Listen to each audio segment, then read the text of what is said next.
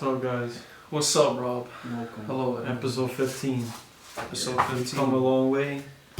We've been doing the podcast for like 2 years now, because New Year's just passed, and the first podcast that was uploaded in New Year's 2021. So we're over the 2 year mark. So we've been at this for a while, but just not at a consistent pace. So now, we're coming out with a more consistent pace, putting out more shorts, and so that basically, because no one has an attention span anymore, and everything is shorts. So basically, like 1% of the audience would listen to a full podcast, but you got 99% of them that would rather just watch the short and get something from the short. Because people just want it quick and easy, they don't want to take the path of most resistance and actually sit down and listen to something that would educate them or better their life. They would rather just scroll on TikTok, but you know what, that's not necessarily a bad thing, because sometimes you scroll and you get caught and then you see something that throws you off of that path, and then you can kind of come back to reality a bit, it gives you that reset. There's certainly some things on there, like in terms of shorts, where you can really benefit from, that can help you steer into what you're really doing. But most of the time, scrolling through shorts is just scrolling through bullshit. All these tick thoughts and like seeing all this dumb shit, all these memes and stuff. It's all a distraction, when really shorts should be used to learn. Yeah, I mean, the whole algorithm is different in America. Like, the American TikTok algorithm shows stupid shit to people because Americans are stupid, and the creators of the app in China basically know that, and so they make it so that you go on the path of stupidity.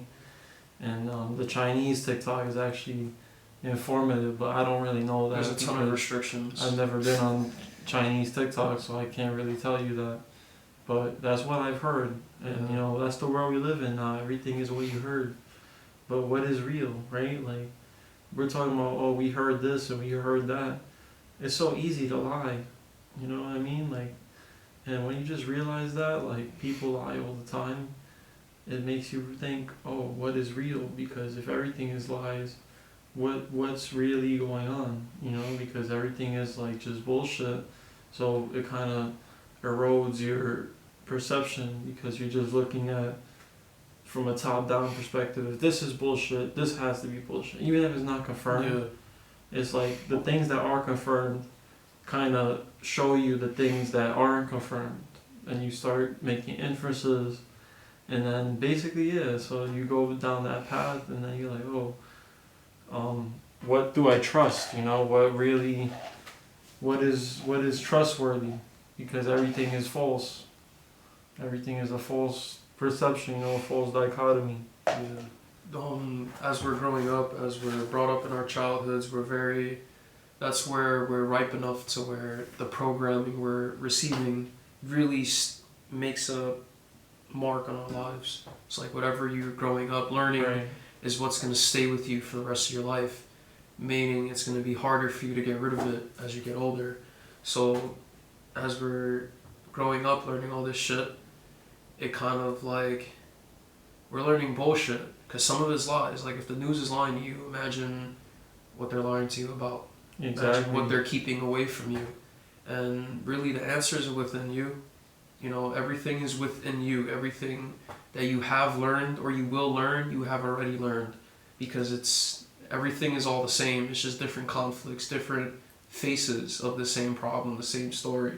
Yeah, that's something I've been grappling with, though, because I've gone down that rabbit hole of the answers are within you, and it's like, what's the key to unlock those answers? You know what I mean? Definitely. Because obviously, if the answers were within everyone, and they are within everyone would have the answers, but it seems none of us have the answers, right? It's because no one really truly looks within. Yeah. There's just so many external distractions. You get set off the path of finding the answers within, because everyone's always looking for an answer externally. Right. You know, in terms of religion, everyone takes the Bible literally, where they think God is a external manifestation. Maybe he is, maybe he isn't. But personally, I believe that, you know, the religious God is something that's within us. The answers, everything in the Bible is within us. And we have to really look within ourselves to really bring it out to the world. Yeah. Because if you're looking outside of the world for the answers, you're never going to find your true answer, because the outside world is just lying to you. The news is lying to you, your teachers are lying to you, your mother is probably lying to you, your father's lying to you. There's many people lying to you to benefit. There's many layers to the onion, but when you look at the onion itself, there really is no layers. It's just a part of the onion. Like the core is right in front of you, and it's you. You are the answer. You are the answers. You're the solution. Right. You're also the problem to the many things that are happening in your life. So, you know, like, for instance, if you're fat and you eat like shit, you eat like garbage, you're going to get garbage in your life. But if you're eating well and you're treating people well, and you just aren't having really good moments in your life, then maybe there's something else in your life that doesn't have to do with eating that is affecting your life that you may be unaware of. Yeah. I mean, I feel like that's a thing, though. A lot of the time, people don't know what the problem is, because there's so many problems. Yes. But the thing about that is there's always a root cause of the problem. Yeah. So there's always a root cause of suffering, but it's knowing what is causing that. You know, because you can look at different things and say, you can blame different things in your life, say, oh, it's this, it's that, this is the reason why I'm going through this. But in reality, there's something that happened, or that maybe even didn't happen, that led to that train of decisions, that led to that train of thought, that led to your mind being in that place, because everything is the mind and where we are mentally in terms of our thoughts. Yeah. So if you're in a place where you're thinking dark thoughts, it's going to reflect in your life, and that's what you're going to receive as darkness, because you're not basically looking for the light, you're looking to avoid it. Yeah, because you're looking away from there's it. no way to avoid it unless you close your eyes. But then when you have your eyes closed, you can't see what's right in front of you. Yes. But that's the problem, is like, we gotta look within. You know what I mean? But everything is a reflection of you, so how do you really look within and know that it's from you and it's not from something you saw or something that reflected in the outside world and went into your subconscious? You know what I mean? Because I feel like everything is a reflection of the subconscious, because we're just perceiving, and it's not like you can stop. You can practice it, but I don't feel like there's ever a way to just stop and just be like everything, you know? Yeah. Because you're always caught up in this. Because it's the programming. It's what we grew up to do. You know, whatever we do the first 7 years of our life really determines what we're gonna do for the rest of our lives. Mm-hmm. So if you're sitting at the crib playing video games all day for the first 7 years of your life, and then you keep doing and that's what you're gonna be. That's what you're gonna become. Right. If you start martial arts when you're maybe 4 years old, 5 years old, and then you keep doing that, you're gonna be a really good martial artist. So it's whatever you constantly keep doing is whatever you're going to become. So if you practice learning how to really be in the moment and learn how to really declutter your mind, you're going to declutter your mind, and that's going to give you the opportunity to do the things you actually want to do. Because there's things we do in our lives that we think we want to do, but it's really what we shouldn't do. Like, for instance, I enjoy video games, and I used to really play video games for maybe 2 days at a time, like straight, and I really enjoyed it. But then I started understanding that it was something I enjoyed doing, but it wasn't something I should have been doing so often. Yeah. So now I do it intermittently. Like, I play maybe 2 hours, 3 hours here, don't play for a few days, work out or read a book or do something else. And then when I'm done doing all those other things I need to do, then that's when it's like, oh, I have these 3 hours to play the video game. I can enjoy it. And it tests you, because it's like you have to get as much as you can absorb from the game in those 3 hours, because after those 3 hours are done, that's it.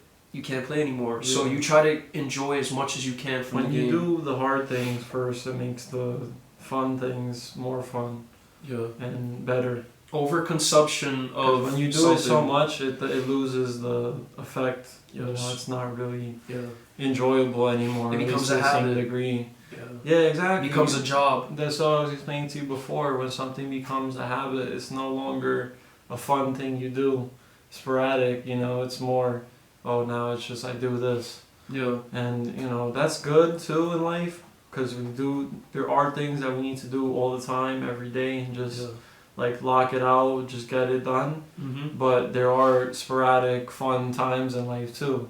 Yeah. Like we want to enjoy the moment and be there. Yeah. But it's like the sporadic fun things break down the consistent have to do things, Yeah.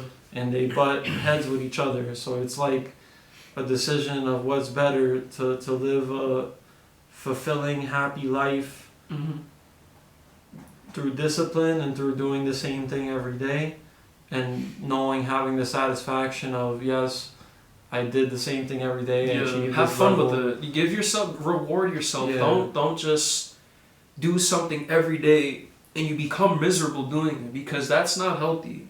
Even though you are progressing with something, like let's say you're fighting and you're sparring every day and you really are suffering, like you're suffering where you're like, damn, I shouldn't do this, but since I'm disciplined about it, I have to do it.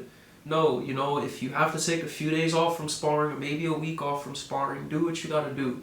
But at least have fun with it, you know, learn certain shit. But if you're constantly disciplining yourself in a very unhealthy way, it's not gonna be fun, and it's not gonna be as potent in terms of production.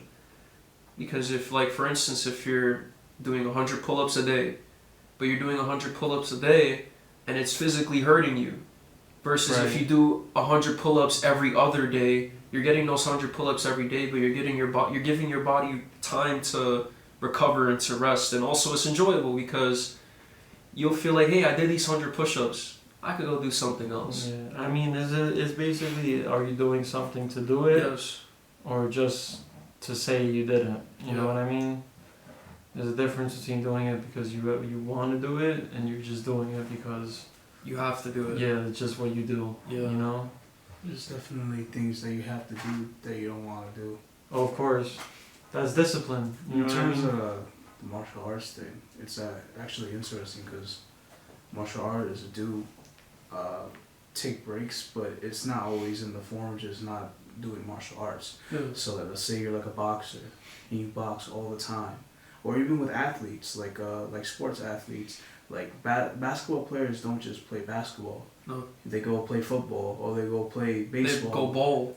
They go bowl. You know, they do other things that still keeps them, you know, productive. And it's fun. But it's not the same thing they do all the time. You know, Mm-hmm. even though it could help. You know, football helps with footwork, which translates into them having better footwork in basketball. You know what I mean? So it's, as long as you're doing things that are productive, it doesn't have to be the same thing all the time. As long as you put your energy into things that will be worth it. Yeah. You know? Putting exactly. As long as you're putting your energy into things that are gearing towards your end goal, which is what you're putting your main energy into, which is, like, you know, basketball. Like LeBron can run some plays on a football field that'll help with his explosiveness, that'll help with him being faster. It'll also help with his decision making. You know, LeBron's not gonna play basketball and then go do ballet. You know, it doesn't mix. LeBron's not gonna play basketball and then decide, you know, I've been doing this, and then just go sit down on the couch and watch TV for a few days and then get up and start doing basketball again. You know, you could. There are times, if it makes you happy and if it's unproductive, it's fine, but you have to limit it. Yeah. It's fundamental that you limit things that don't benefit you. Yeah, because of course you can indulge sometimes, but you're always walking on that line, that fine line of when you start to indulge too much and now it affects your performance and other things. It becomes a job. It becomes your job rather than your main job. Like, you know, with LeBron, his main job is playing basketball. That's how he makes his money. Yeah. That's how he takes care of his kids. It's very hard because we live such docile lives, you know, we don't really have to worry about much when you really think about it. of course, you know, you still have this constant stress of, you know, there's life. You know, you gotta pay your bills, gotta do your job, blah blah blah. But other than that, you know, compared to people in history or even people in other countries, you know, we really don't have much to worry about. We don't have really shit to worry There's about. no adversity. Yeah. You have to create the adversity. There's false adversity. Which in itself is the adversity. That's what makes it hard to walk in that line, because we have access to so many things, you know, like me, for example, I stopped playing video games. I used to play video games a lot, but like not 2 days in a row, but I would play for like a good amount, like maybe like 6 hours every day, like during the summer. And I stopped doing that recently, but it's also very easy to just transfer to the addiction to something else. Yeah, exactly. Like I noticed that recently I've been watching a lot of TV, you know, even though I'm watching The Sopranos and I enjoy it, but it's still not good to watch all through the night. And a bunch of different things like really impacted, you know, because I work the night shift. So when I'm up, I can't really, you know, be doing shit, you know. I don't want to wake other people in the house. So, you know, I watch TV, or I do like push-ups, but I don't really do it consistently because I have a discipline problem. Right. Or I don't really like get on top of myself to keep doing it, you know. It's more like a sporadic, like, you know, I'm not doing it. I should do it. You get that temporary eye of the tiger where you're like, I gotta do it. And then when you do it, you're like, okay, I can do it the next day. And then the next day comes and you don't do it. The random 3 a.m. motivation when you want to become fucking The Rock. Yeah, exactly. But the real challenge is keeping it. Keeping it, not even. You don't need the motivation. What you need is to harden yourself, discipline, so that you can keep doing it even though you don't want to do it. You know, exactly. You just Edwin, you have to surround yourself with people who do that, like who are very disciplined with that. Because when you become the 5 friends that you surround yourself with the most, and when you surround yourself with people who are couch potatoes, you're gonna be the 5th couch potato.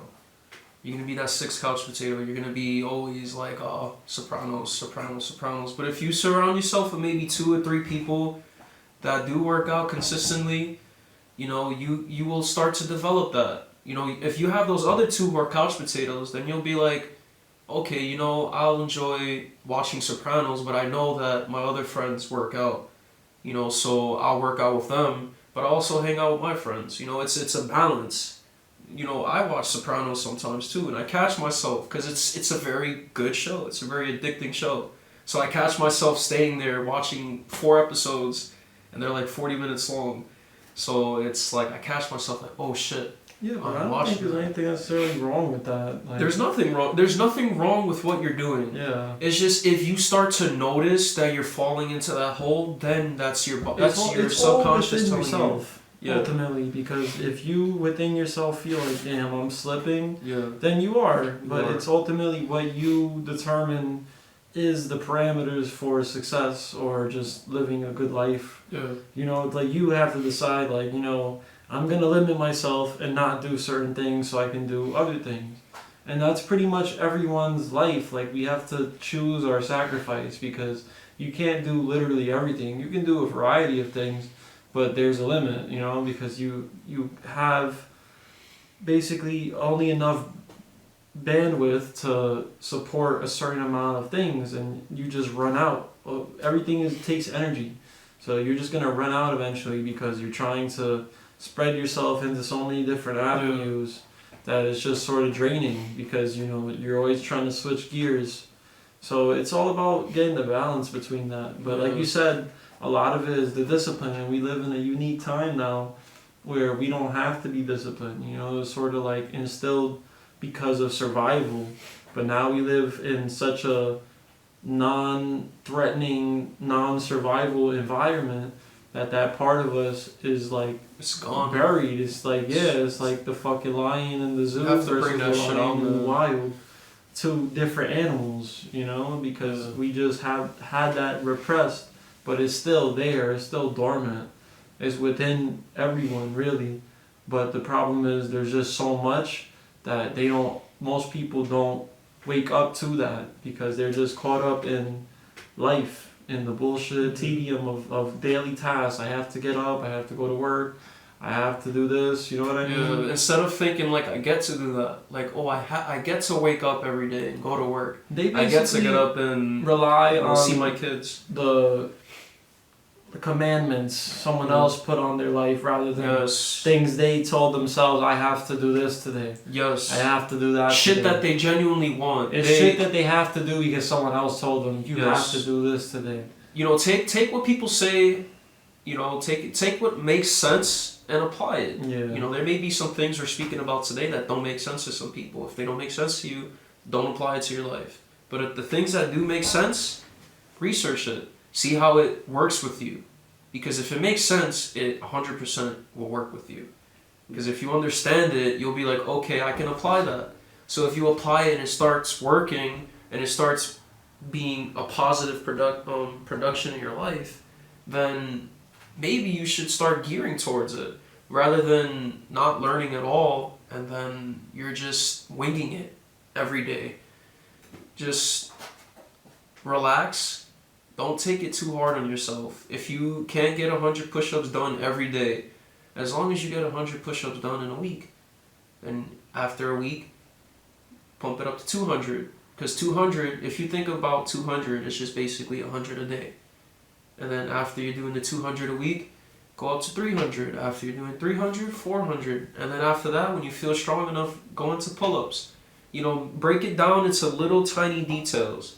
Because when you try to put too much on your plate, you're going to have to eat all of that. So then the next day comes, you'll have another set to put on your plate. Yeah, it's the basics, man. You got to refine the basics. It's cliche and it's cookie cutter, but cookie cutter fucking works. Yeah. Cookie cutter is the best thing you can do because it's basic. Yeah. When you follow the basics, you get strong. You get stronger. Your primal forms become stronger, they become heightened. They're multipliers. If your base form is weak, your inner self is only going to be multiplying your base form. But if your base is fucking astronomically high, it's going to multiply that even more. So you're going to be way ahead of everyone else if you just work on your basics every day. Yeah, when you refine the basics, it basically when you won't have a style, when you won't have like things you have to rely on normally to be successful, like a certain mode of operation, is sort of like when you lose that, because we lose ourselves under certain conditions, right? So we're always in a state of fluctuation, you know, we're always changing how we feel. Our emotions are like waves, you know, they're going up, they're going down. Mm-hmm. But when you learn to control that and refine the basics and do the shit no one wants to do, Yes. and do it a lot and do it consistently, when someone else is trying to be stylistic and basically cool, you can outmaneuver that just through the refinement of basics. Because technical basics. You run out of steam to be stylistic, you will always have those basics that you refine and instill into yourself. And this goes in life, and fighting, and working out, and a lot, and basically everything. Because there's the people that will do it and do it for a little bit, and then there's the people that will stick with it. And the people that go crazy and insane with it, you know, to where they literally, that becomes their whole life. Where they become innovators. Yeah. Those are the innovators, the ones that really take the basics to a whole different level.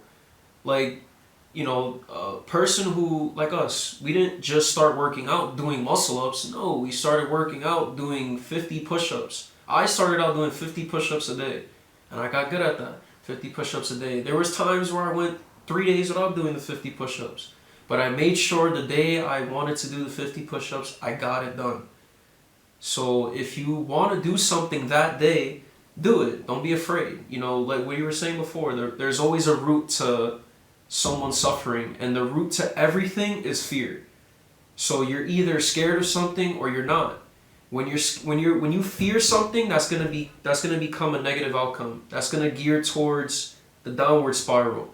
But when you're not afraid of something and you take the liberty of just going with it and turning it into something beautiful, that's when it starts going into that upward spiral. But it all comes down to fear, whether you're afraid of it or not. And most of the time, people aren't afraid of the outside sources or the outside forces. They're afraid of what's inside. They're afraid of getting bitten by their own flame, getting burned by their own flame, we fear our own potential. And it's we don't even realize it. It's unconscious and it's subconscious. But really we fear what we could be. And that's our biggest problems. And they try to feed you that all the time. They try to make you be something you're not, looking at all these shorts. That's why shorts are so addicting, because you're looking at the lives of other people, you're looking at the skills of other people, rather than looking at your skills, rather than viewing who you are. You could potentially, let's say in terms of fitness, you could be naturally gifted at holding a handstand for like 5 minutes. But since you're focusing on another dude hitting bench press for like 700 pounds, you'll never be able to discover that talent of yours. You'll never discover, because you're never looking within yourself to test your limits. You're looking at the limits of other people, and that in itself is limiting yourself, because people tend to over-limit themselves. And that over-limiting of their own self actually limits them, because they're putting too much shit in their plate. They're consuming too much rather than getting everything out of their brain and having it clear to then bring in new, authentic, true thoughts to then put out into the world and create something that's really good. It's creation versus consumption. Yes, that's what the world is today. When there's an overabundance of consumption, and that's why the world that's being created is not the world we want to create, is because we must create. Yes, that's why if we're always consuming, you don't have space for creation. It's not gonna happen because you're not giving your mind, body, and soul the room to create. You're always worried about survival and programming. Yep. Your brain is taking in while you're trying to go out. You have to do one or the other. You can't go in while you're going out. You have to either go out the door or you have to stay in the door. You have to choose one. You can't serve two masters. You can't serve two masters. You have to either create or consume. And the richest people in this world are the ones that create. The ones that consume are the buyers. Those are the ones that lose. Consumers, literally. Consumers, yeah. Like in terms of finances, you buy a product and you keep buying products, keep buying products. You're never going to have enough time to actually create a product that you can put out in the world that people will buy. So it's honestly, it's not, like all this race stuff, like black and white, Hispanic and white, this and that. It's consumption versus creation. And there's a lot of consumption with the development of TikTok and Instagram and all these social media apps. And, YouTube was once a very beautiful app for consumption because it was productive learning. Now, YouTube is fucking TikTok. Instagram is TikTok now. Yeah. It's shorts. It's consumption. You just see it that it's taking over. It makes the money because TikTok was like innovators. Do you think everyone could be a creator? No. No. Because some people just don't have that in them. Yeah. Even if you were someone that has something interesting you do and you just record it, not everyone's gonna be good at that. Mm-hmm. Some people just naturally produce. They're producers. Everyone creates, I feel, just in different ways. Yes. We're all creating all the time, just in different ways, different specifications. I think most people are just consumers, and I don't really see anything. I don't really see that as an issue in a broader animal context. You know what I mean? But right now, the problem with it right now is that consuming has become a thing where it leads to degradation. You know what I mean? It's normalized. You degrading your life degrading, Whereas before it didn't really mean that. You know, before you were a farmer and you bought you had a landlord, Right. Yeah. and you know the land. It wasn't really. I wouldn't say mutual because you know it was exploited. You consumed and then created. It was a balance. You were Yeah. selfish for selfless actions. You didn't really create anything like groundbreaking. Right. You know what I mean? But you created you for made the food, benefit but of the others. food allows people to eat. Yeah. Exactly. You know what I mean? And when we say to, you know, be a creator, a lot of people think that have to have the newest technology, the best No, creation. Exactly. That's But not always the case. But creation is just something that you put out to the world that helps it, or at the very least doesn't hurt it. Yeah. You know what I mean? Yeah. Well, a creation can be negative too. Yeah, that's what I mean. Like But ideally, it's something the that creation helps. we're talking about, Right, is the positive. one that at the best helps, at worst doesn't really do anything. Right.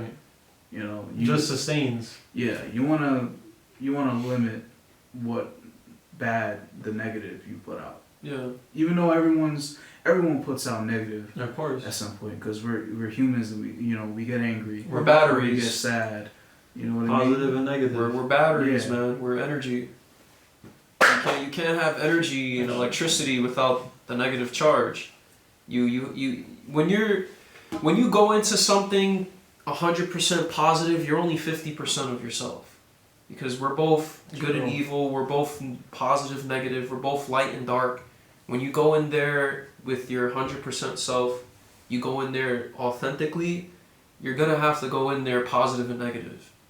Because same thing when you're negative, when you're always fucking negative, you're only seeing half of your potential. You So- even see that in relationships, like not relationships, like romantic relationships. I mean, in terms of like social dynamics between humans. Like if you see someone that's 100% positive, someone that's always happy, that's never sad or mad or anything, that's fucking weird. Yeah, it You're is gonna very think they're weird. a psychopath.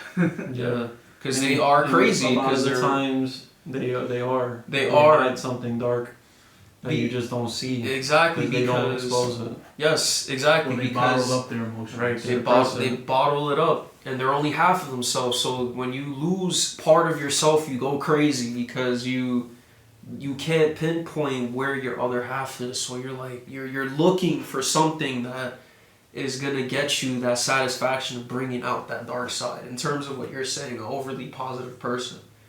So it's the same thing with a negative person, vice versa.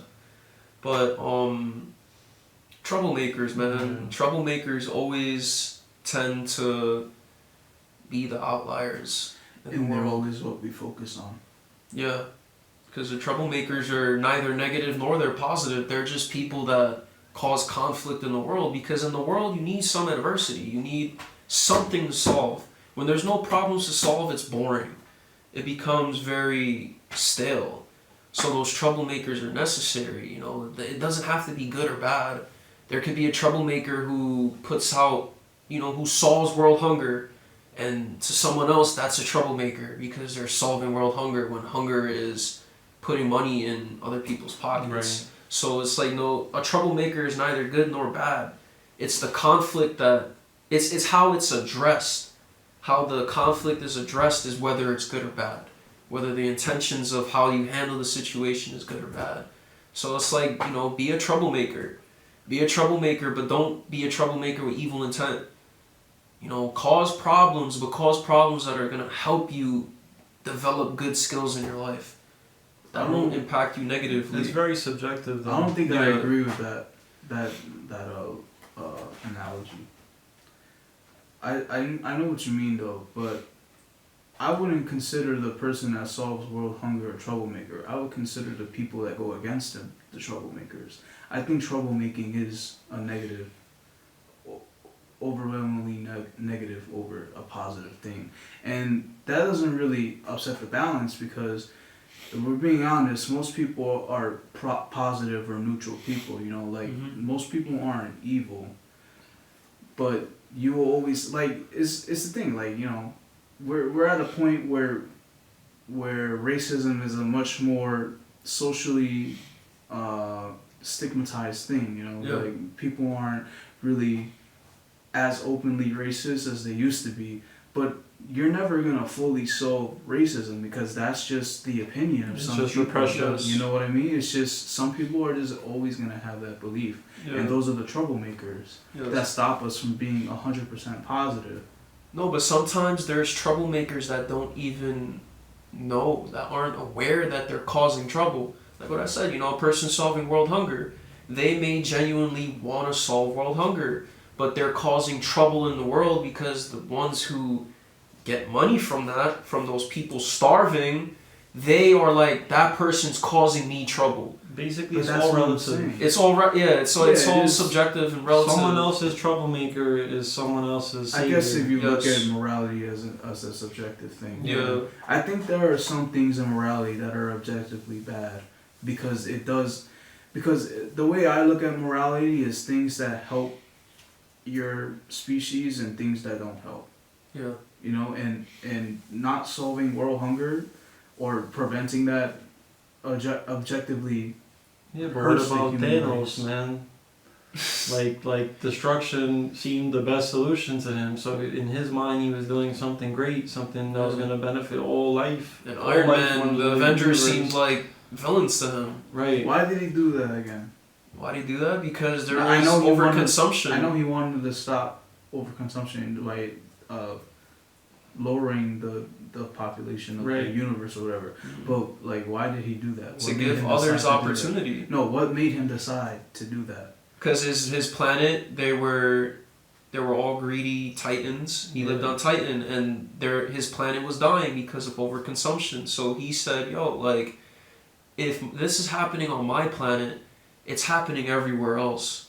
So he decided, "Yo, like, I have to get rid of this overconsumption. Give Well, you see what I opportunity mean? give new opportunity." He wasn't causing trouble. But I would argue that's 100% negative. That's a negative thing that he did. You know why? Mhm. I would argue that because Thanos' first thought was to kill people instead of to create something that prevents it from happening again. True. But in his mind, that was the thing. Exactly. But So- I know, but look what Yeah, he's saying. I know what he's saying. Creation versus consumption. He immediately saw murder as the solution, rather than trying to come up with a creative solution. You know what I'm saying? Right. His immediate way He to had solve all the problem power. He was literally negative. had all It's the like- power in the multiverse. Exactly. He could have created more. If we- it's like when you have it's like having an argument with someone. The quickest way to end the argument is to just fight them, but that often isn't the best solution. The best solution is to try to see eye to eye with them and talk to them, and even potentially come out of the conflict befriending as them. friends. Yeah. But just because in one person's mind it makes more sense to fight them doesn't mean that's the right thing to do. Yeah. You know what I mean? But it's all subjective, man. It all depends on the mind that is thinking about the conflict, the mind behind the conflict. So for instance, I thought Thanos, I didn't think Thanos was particularly evil. I understood why he did it. But I thought it wasn't a way that he should have gone about it. Mass universal genocide was not really a positive thing. But what it did do, it gave others opportunities to grow stronger, to be better. I think that's kind of the bias of fiction, though. Because Thanos isn't a real person. Yeah. Exactly. Yes. Because so you're more willing to give them leeway. Mm-hmm. You know what I mean? But like a real world example, like Hitler thought the Jews were exploiting everybody and causing people to be poor all around and hoarding money, and he decided to try to exterminate them. And would you argue that Hitler is not evil? But maybe Hitler's a part of fiction and they're lying to us. That's a whole different discussion. Yeah, that's true. But I get what you mean. Like, it was necessary in the world, because if you didn't have that fucking psychopathic man creating mass genocide, you wouldn't know what morality you only would be. think that. You only It's think fiction. that. You only So think it's that easy because there's no terms. Yeah. But if it was your family being threatened, Yeah. your loved ones, Exactly, it's not subjective, so man. easy to say, "Oh, I would have agreed with that," Yeah, So he's right in that. It's the bias of fiction. yeah, it's the bias of But fiction. that's also the beauty, is that it allows us to look at it in a non-subjective way, but ultimately it is subjective because as people we have inherent biases and modes of thinking and ways we think that we just can't separate from fiction and reality, because in reality you're always going to have basic animal instincts, that kind of guide what you feel. To be a god is to be nothing, man. It's so hard to be nothing because you're surrounded by so much shit. Because inherently you have to be something in a collective society. Yeah. And the people that aren't are ostracized and made to feel like they don't play a role, but inherently by doing that they do play a role. They do. So even you can't do it, you can't be nothing because you're still something. You're still contributing to the overall collective. Yep. How do you want to How do you want to contribute?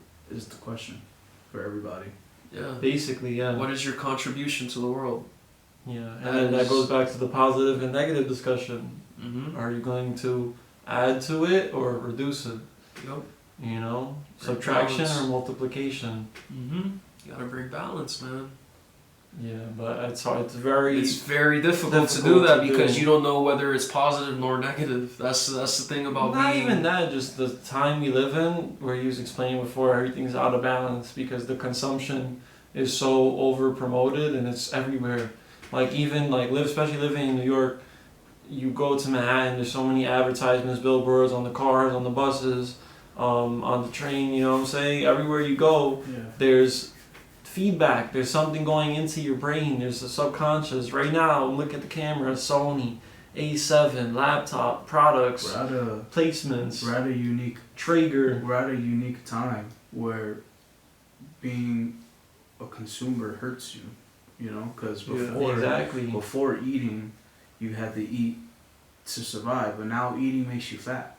Right. Because we live very we actually have lives. to put effort into not being fat.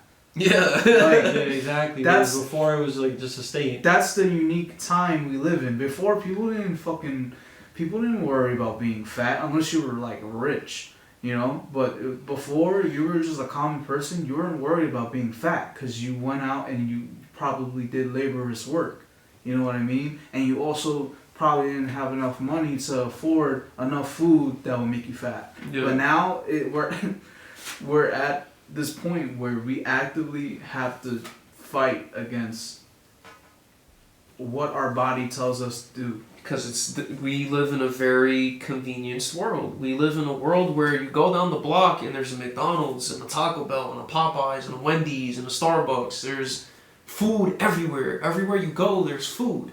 So they're putting that in your mind where it's ooh, food, I get to go eat there.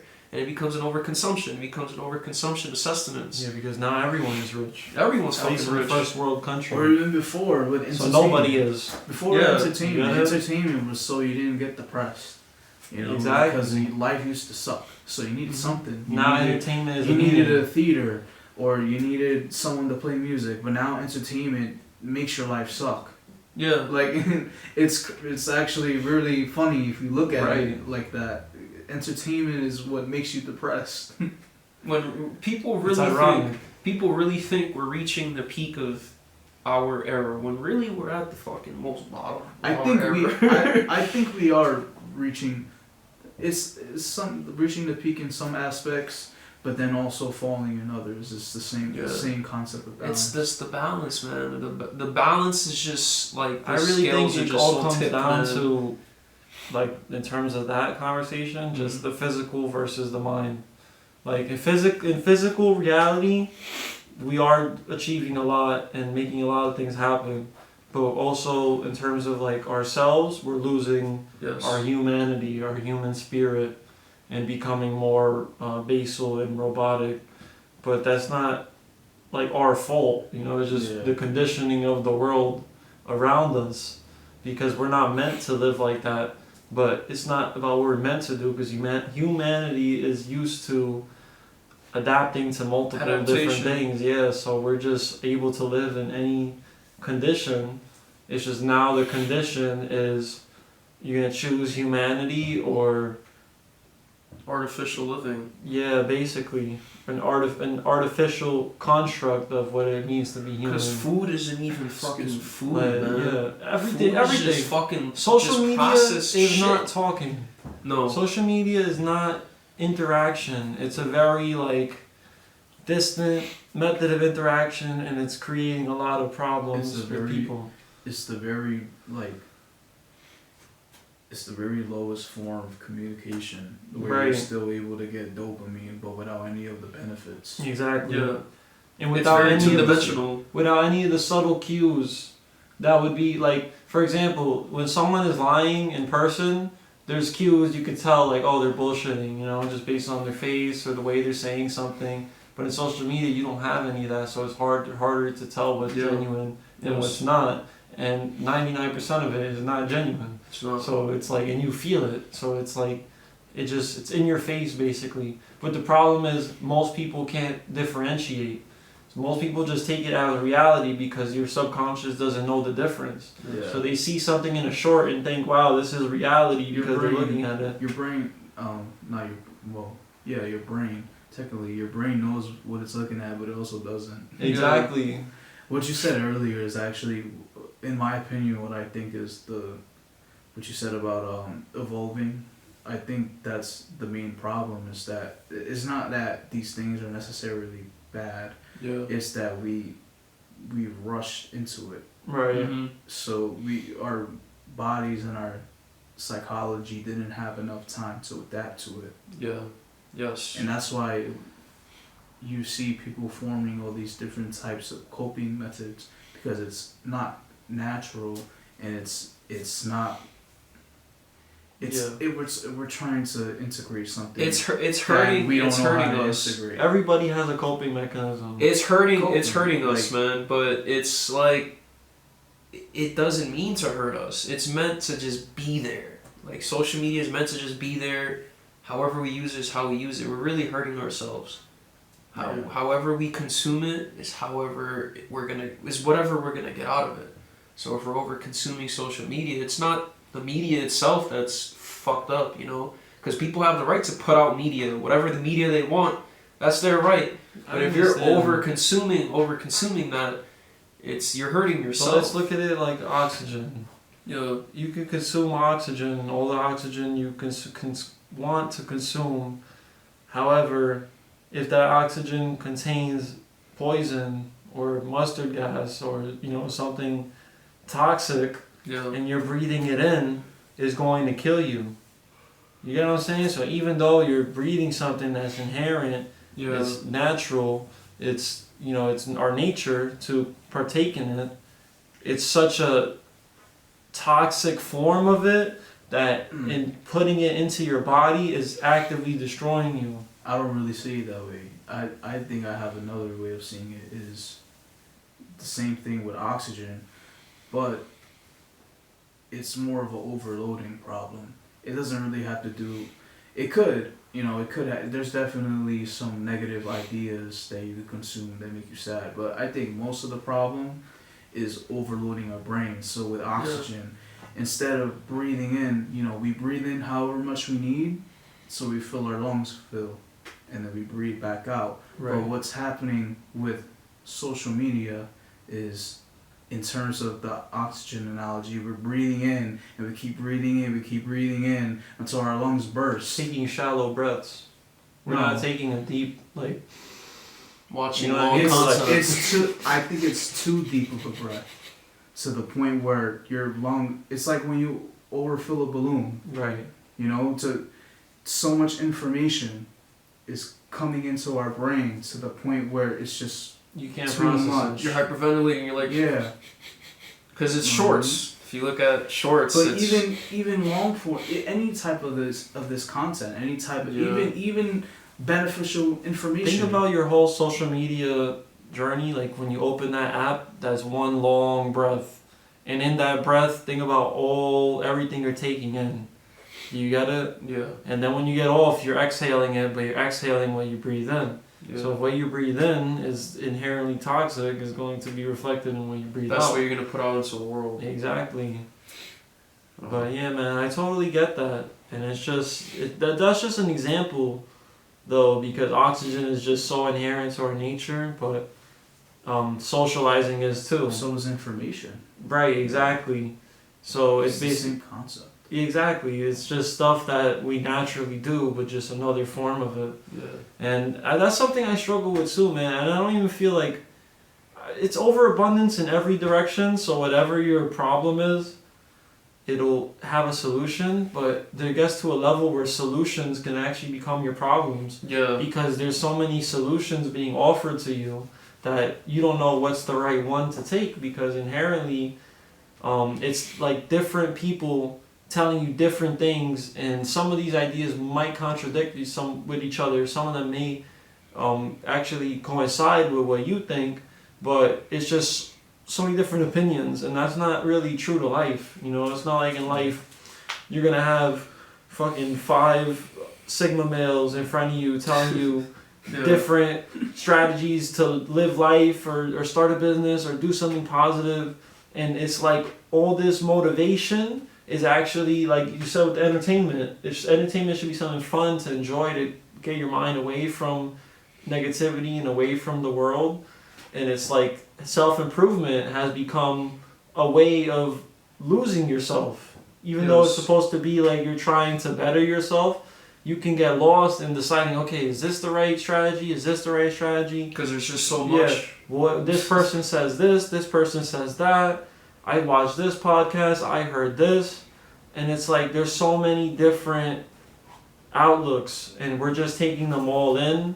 Mm-hmm. And I guess you can look at it like religion in a way, but religion was something secular for so long. Like if you lived in America, if you lived in this part, you were a Christian or you were a Catholic. If you lived in wherever, if you lived in India, you were Hindu. You know what I'm saying? Like it was very based to the area, but now we have globalization. So now you have the choice of who's right, Hinduism, Muslim, Buddhist. You know what I'm saying? Like it's the same thing, except now it's on a scale, an exponential scale. And it's where- not in our biology. Yeah, where anyone can do it too. Anyone can do it. That's the crazy thing. So someone with no experience and no life can just put out content that says it helps your life, and someone could see that and take that Yeah. advice and ruin their life, basically, because they're looking outward for it. So it's like what he said in the beginning, the answers are within. Because the obvious basic shit kind of just comes normal to you, like inherently you know what's good and bad and what like Your you should do. subconscious knows what it But needs to do. there's so much input that it's hard to get a proper output, because it's an amalgamation of so many different ideas and so many different theories. What would you consider those fundamental things? Yeah, I mean, Like, what fundamental things were Personally- considered good and bad when we were born? Oh, just survival, Yeah. on the base level, survival. But survival can apply a lot of different ways, you know. Yeah. But to me, it's just survival of you and your clan, you know what I mean, and creation and love. Those 3 things, because basically, love is a form of creation, is the ultimate form of creation through which people come from. You know what I mean? So Yeah. it's like But you it's need also that. the ultimate path to destruction as well. You need that. I mean, if you look at it like If you look that, at- yeah. it's the ultimate path to creation to me, because, like, what are you gonna I don't destroy? think it's a path to Yeah. destruction. Yeah, it could be though, It because could look be. at Anakin. How? And Anakin is a great example because he loved Padme, but then it's a question of, is it love or obsession? You know, and is it good to do what he did in the name of love, of being loving, or is it bad that he did that because it was something bad to do, but it was from a good place, he had good intention. You know what I mean? Yeah. He looked within, but he got influenced externally, and that's what ultimately threw him off what he was really intending to do. The love isn't what destroyed. It was. I think The that's fear of kind losing that's the kind love. of. I think that's kind of like blaming the victim, though, in a way, Yeah. because you're kind of taking the blame away from Palpatine. It kind of feels funny talking about this and like about Star Wars stuff. The way I thought you were talking about it is that like you could like love is creation, I was thinking about birth, obviously. Yeah, right? that's how I thought about it at first. When Nick said that could lead to destruction, I thought he was talking about like giving birth to someone that ends up doing evil. That too. That could be possible. But is the birth, were they born evil, or is it something else that made them turn out? I don't think it's fair to say that the birth itself was what created the destruction. You know, I don't think you could be born anything. I don't think you could be born good or evil, because you're just a baby. You're a blank slate. It's what influences you afterwards. Like I said earlier, you know, the first 7 years of your life are really going to be the staples of your life. Your core memories are going to determine what you're going to be if you let it. Right. If you let those core memories, there's always going to be those 3 events that you're always going to remember when you're little. And those 3 are going to dictate what your future outcomes will be, because we're always going in a circle. You mentioned this before, Robert. We go in a circle, and when we're at a certain point in our life, we feel like we're different. When we are different, but we're really circling right back to that same moment. So like right now, it feels like we're still in high school, even though we're not in high school, is because we came right back around to that point in time where we're doing the same things we were doing in high school, but we're older now. And we're wiser, right. We have much more experience. But we're going right back to what we did in high school. It's the same conflict, just different faces, different experience levels. And like with the same, like when we were speaking about love, I'm dealing with the same thing I dealt with in high school, but it's in a different level now because I have much more experience and I'm older.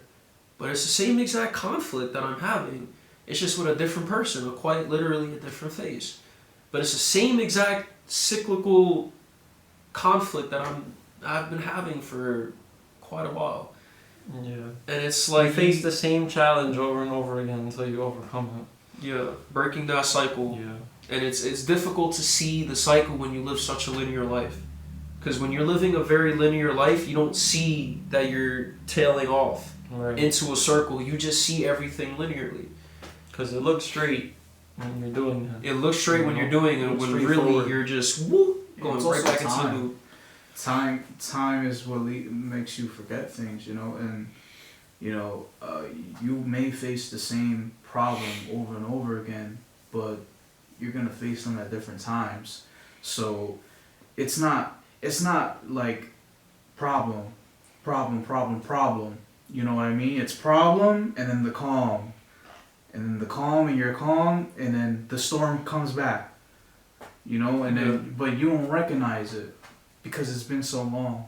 Mm-hmm. You know what I mean? So you really have to train yourself to see certain patterns. Yeah, and to recognize it. It's what you do when you're under that pressure, under that problem phase. Yeah. You know, because if you have the same reaction as you always had, it's going to lead to the same problem reemerging. You have to... Not even that, but it's going to lead to the same outcomes. Yeah, if you recognize it as a problem, you can start looking for solutions. Yeah. That's the thing. A lot of people don't recognize things as problems. A lot of people, because they know no better. Exactly. You know what I mean? So, like, people that are being abused that don't know they're being abused.